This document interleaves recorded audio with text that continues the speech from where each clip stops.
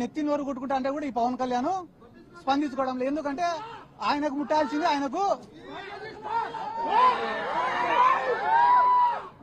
ఆయనకు ముట్టాల్సింది ప్రతి నెల ముడతనే ఉంది కాబట్టి ఆయన ఏం స్పందించడంలే. కానీ మీకు అందరికి అర్థమయ్యేలాగా చెప్పాలంటే ఒక విషయం చెప్తా, గుర్తుపెట్టుకోండి. చంద్రబాబు నాయుడు గారు ఈడ పవన్ కళ్యాణ్ లోకేష్ ఇద్దరు కూర్చొని ఉంటే 3 వస్తువులు ఇచ్చినాడంట పంచుకోమని చెప్పి. ఒక దుప్పటి ఇచ్చినాడంట, ఒక చెట్టు ఇచ్చినాడంట, 3వది ఒక ఆవుని ఇచ్చినాడంట. మీరిద్దరు పంచుకోండి రా ఆస్తులు అని చెప్పినాడంట. చెప్తేనే లోకేష్ ఏమన్నాడంట, అన్నా 2 నిమిషాలు అయిపోయినాక నీ ఇష్టం, 2 నిమిషాలు.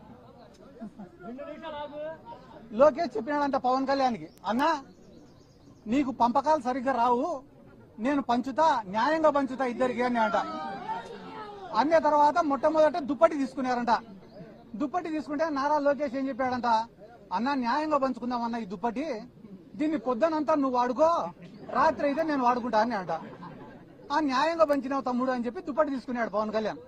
తీసుకున్న తర్వాత పొద్దున ఎండకు దాన్ని కప్పుకోలేకున్నాడంట, వేడి అయిపోతేనే సాయంత్రం అయితేనే లోకేష్కి ఇచ్చినాడు. పాపం లోకేష్ తెలివైనాడు కదా, చలికి బాగా కప్పుకొని పండుకున్నాడు. అంటే దుప్పటి లోకేష్కి ఉపయోగపడింది, చంద్రబాబుకు ఉపయోగపడలే. అయిపోయిన తర్వాత పవన్ కళ్యాణ్కి ఉపయోగపడలే. అయిపోయిన తర్వాత ఇద్దరు చెట్టుకాడికి పోయినారు. చెట్టుకాడికి పోతే మళ్ళా లోకేష్ వచ్చి, అన్న ఇది కూడా న్యాయంగా పంచుతానా, నేను అధర్మం పాటించాను అని చెప్పి, చెట్టు పై భాగం అంతా నేను తీసుకుంటా, కింది భాగం అంతా నువ్వు తీసుకొని నాన్న అంట. అంటే చెట్టుకు నీళ్లు పోసేదంతా పవన్ కళ్యాణ్, వచ్చిన పండ్లు తినేదంతా లోకేష్. అయిపోయిన తర్వాత మళ్ళా 3వది ఆవు కాడికి పోయినారట. పోయి, అన్న ఇది కూడా నేను న్యాయంగా పంచుతానా, ఆవుకు ముందు భాగం అంతా నువ్వు తీసుకో, వెనక భాగం అంతా నేను తీసుకుంటా అని అంట. అంటే ఆవుకు రోజు నీళ్లు పోసేది, మేపేసేది అంతా పవన్ కళ్యాణ్, వచ్చే పాలు పిండుకొని తినేది లోకేష్. ఈ రోజు జన సైనికుల పరిస్థితి ఏమరా అంటే, కూలీ చేసేది ఇల్లు, వచ్చిందంతా తినేది తెలుగు తమ్ముళ్ళు. కాబట్టి తెలుగుదేశం వాళ్ళకే జనసేన వాళ్ళకే గతి లేనప్పుడు మన పైన దాడి పైన వీళ్ళు స్పందిస్తారు అనుకోవడం మన మూర్ఖత్వం. ఎందుకంటే చంద్రబాబు నాయుడు అనే వ్యక్తికి ఈ రాష్ట్రంలో ఎవడైనా ఏలెత్తి చూపించినా ప్రశ్నించినా నచ్చదు.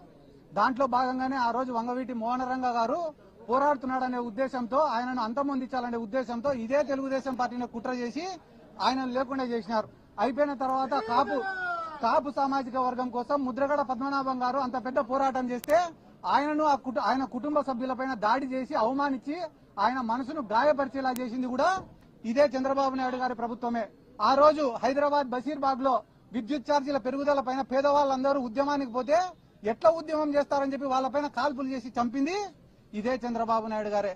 కాబట్టి ఈ రాష్ట్రంలో ఆయనకు ఎవరు కూడా ఎదురు తిరగకూడదు, ఎదురు మాట్లాడకూడదు. ఎవరైనా ఎదురు మాట్లాడితే ఎంత పెద్దవాళ్ళైనా లేదా పూర్తి మైనర్లైనా ఎవరిని కూడా వాళ్ళు ఇడిచిపెట్టారు, వాళ్ళపైన కక్ష సాధింపు చర్యలు చేస్తారు.